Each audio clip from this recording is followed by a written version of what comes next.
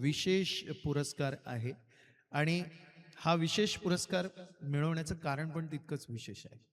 गणेशोत्सव सुरू झाल्यानंतर गणपतीची मूर्ती बघायला, बाप्पा कसा सजलाय हे करायला आपण सगळेच जातो. पण मंडळी, एक असा माणूस होता आहे की ज्याने या गोष्टीचा विचार केला की एवढ्या मोठ्या मूर्त्यांच्या मूर्तिकारांना मूर्ती घडवण्यासाठी जागा उपलब्ध कुठून होणार.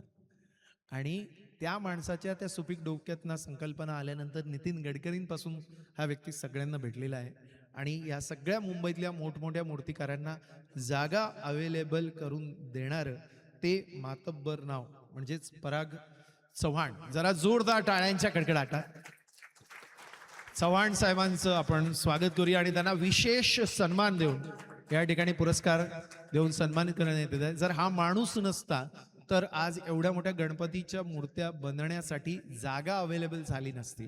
So this is very unique आणि अशा एका विशेष व्यक्तिमत्वाला या ठिकाणी पुरस्कार देऊन इथे सन्मानित करण्यात येत आहे. जरा जोरदार टाळ्यांचा कडकडाट. पराग चव्हाण. गणपती बाप्पा मंगलमूर्ती.